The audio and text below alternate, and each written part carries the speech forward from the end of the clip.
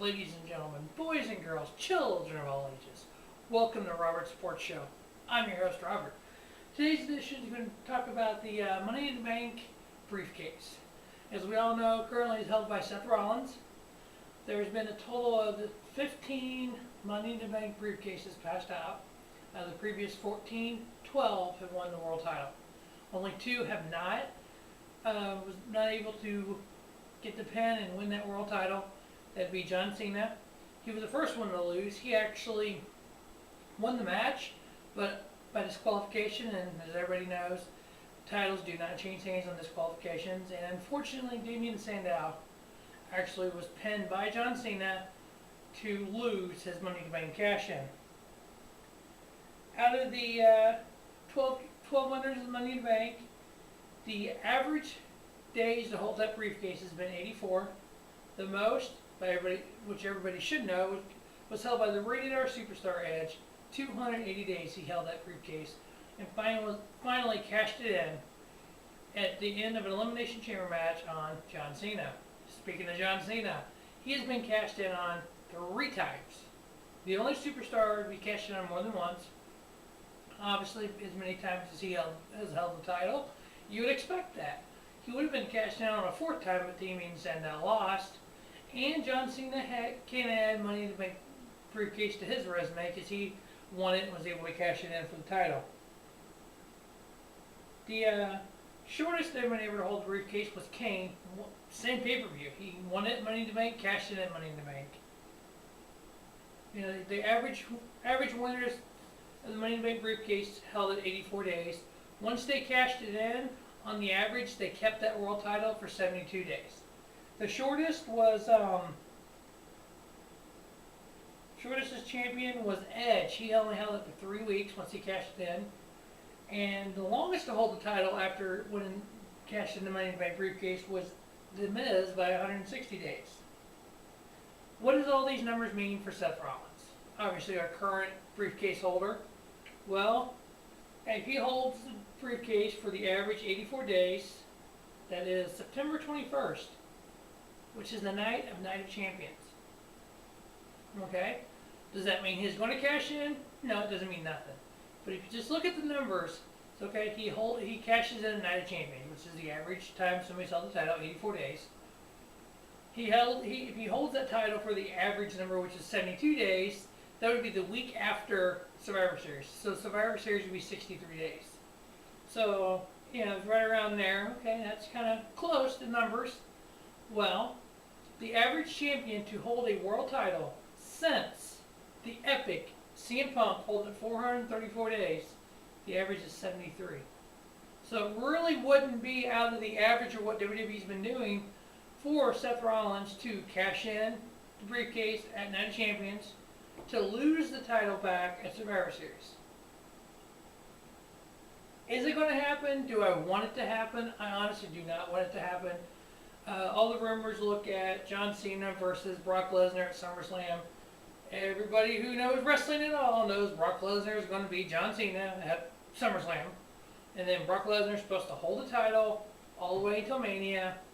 Roman Reigns will win the Royal Rumble main event at WrestleMania. Be Roman Reigns versus Brock Lesnar for the title, in which Roman Reigns will take the title and celebrate the main event WrestleMania 31, Roman Reigns as world champion. That part, I'm all for. The part of Brock Lesnar having the title, fuck no. Brock Lesnar needs to go back to UFC. Brock Lesnar forgot how to wrestle. There's no way in fucking hell Brock Lesnar should have beat The Undertaker at WrestleMania. That's a different video for a different time. I don't like Brock Lesnar, obviously, if you can't tell. Does it make sense for this all to happen with the briefcase?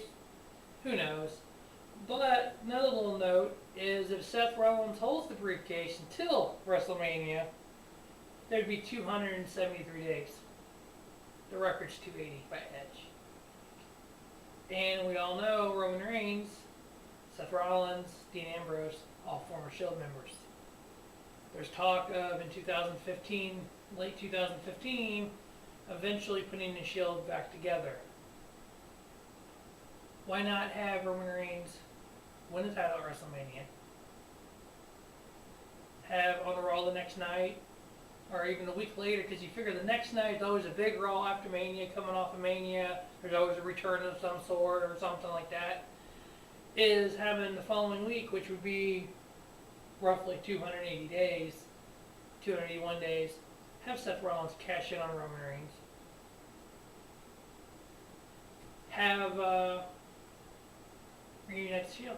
Just have him cash in, 1, 2, 3, and then have Dean Ambrose come out and just the Shield reunite. Everything that Seth Rollins is saying now, that he was the leader of the Shield was his idea.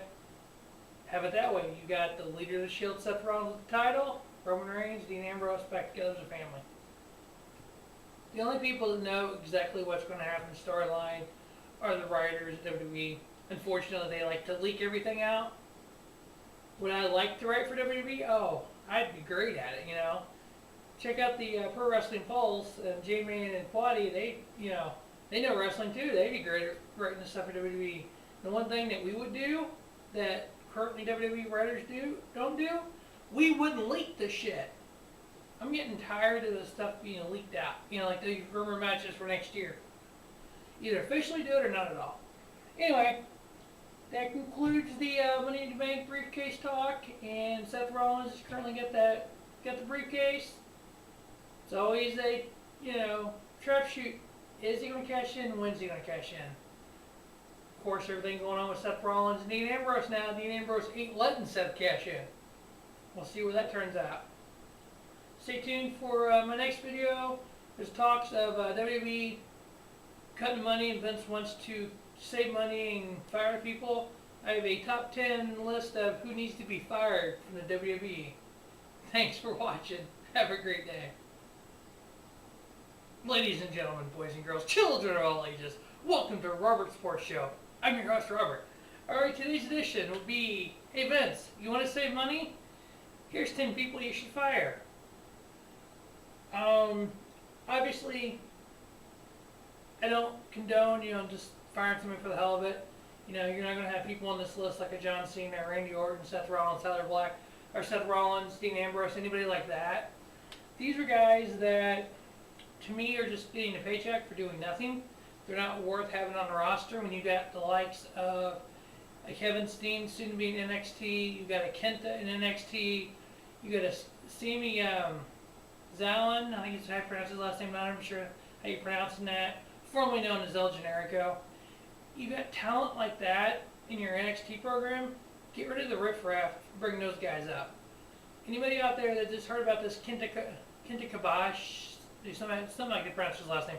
Kenta. It's all capital letters, Kenta. You've never seen this guy wrestle? Look up on YouTube. Look up New Japan Pro Wrestling. He does the GTS similar to CM Punk, and he's at plus some. Just like Kevin Steen. Well, formerly known as Kevin Steen. Obviously don't know what his WWE name will be, but he's Kevin Steen, former Ring of Honor World Champion. He's slimmed down. He can move. He does several, high flying type moves and whatnot. He's pretty good in the ring. He had some serious matches with El Generico, Sami Callan or something like that. He's currently in NXT. Look forward to these guys. I mean, you think Seth Rollins? You think how good he is? A Daniel Bryan. You see these guys and Cesaro, how good they are. The Kevin Steens, the Kentas, and these are going to be just as good. So, all that said, all the good guys we talked about, here's the 10 guys that WWE should fire, and I would fire them tomorrow. Number 10 on the list, Alicia Fox. Summary, no point. The character's stupid. She can't wrestle. Get rid of her. Fandango. Really? This whole dancing thing, it's just gone stupid. Now his former manager and his current manager were fighting, but now they're friends in the ring. Get rid of Fandango. Or Johnny Curtis, former NXT winner. David Otunga. Really? Just get rid of him. Nothing more said. Diego and Fernando. Los Matadores are formerly known as the Clones, Primo and Epico. You can't figure out what you want to do with these guys. Get rid of them. You don't need them. And their little damn stupid little ball, El Torito. Shoot the ball, please. The Great Khali. I'm sorry. He comes up. Really? Come on now. He's a big dumb giant. He can't talk. He can't wrestle. Yes, he's a former world champion, but you don't need him on the roster with the guys that you have and the storylines you're doing. Titus O'Neil. Really? Come on. Seriously? Get rid of him. Darren Young. Yes, I said fire Darren Young. Not because he's gay. Not because of any of that. That's his personal preference. I could care less. His ability to ring and his character and the way and the fans' reaction. Get rid of him. Number one on my list to fire by WWE, Alex Riley. Oh my God. When he came in shooting to the moon. And then it just went and now he's doing a commentary on the pre-show. Come on. There's no reason to pay this guy. When you got better talent out there, you got better talkers that could be on the pre-show. Get rid of him. He doesn't need. You know, these guys, I know there might be fans of these guys. You guys might be fans of some of these guys out there. But at least Big E Langston didn't make the list. He made the first draft. I don't like Big E. I'm sorry, Big E. I don't like him. He looks like a black bowling ball to me. And I'm not trying to be racist. Please don't take it that way. But I don't like him at all. I think he should be. You know what? People do like him, so I didn't put him on the list. You know, there's all kinds of people that WWE pay that they shouldn't be paying, that Vince needs to get rid of the dead weight and build up these guys. You know, you got somebody like a Dolph Ziggler who's got talent galore, and you're doing nothing with him. Curtis Axel, third generation superstar. They haven't found the right character for him yet, I guess. You know, Michael McGillicuddy. Go back to his initial name in Florida or where NXT, whatever it's called back then. Joe Henning, the son of Mr. Perfect, Kurt Henning. I mean, Larry the Axe Henning, grandson. Do something with him. I mean, you keep these dead weight on there. You fire Drew McIntyre. He was going to be the future at one point, and you fired him.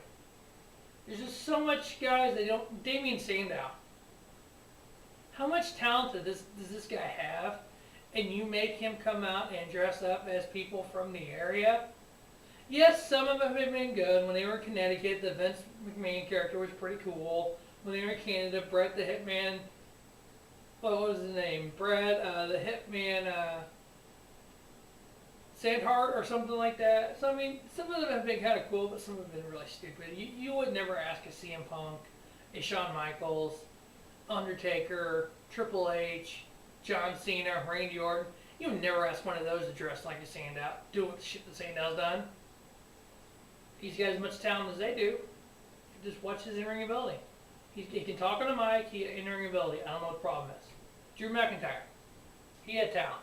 But yet you keep Heath Slater on the roster and you fire Drew McIntyre. You keep this garbage on the roster and you fire Drew McIntyre. I will say one thing that WWE is doing right. They are looking at Ring of Honor. They are looking at other wrestling organizations, New Japan, and all this, and bringing superstars in from them. Unlike TNA, who taking regurgitated WWE superstars and making them champions. I mean, there's a right way and a wrong way to do this.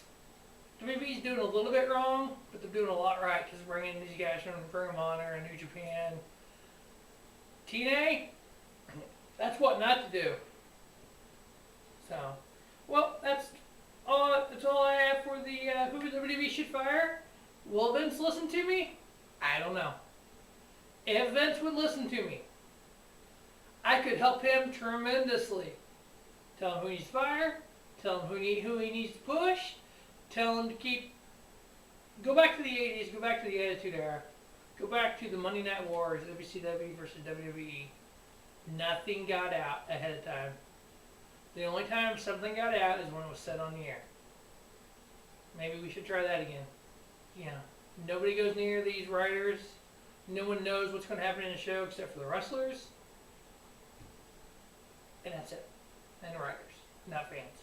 I don't want to know 3 months ahead of time or a year ahead of time Well, rumor is this is what's going to happen because all it does is pisses me off knowing Brock Lesnar is going to be a fucking world champion.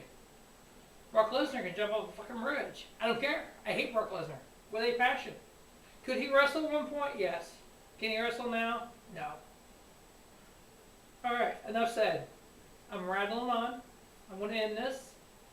Stay tuned for my top 20 rankings of WWE. I'll have that up here in the next few days. And then looks like early next week, or early, mid to late week this week, we'll have a preview of Battleground.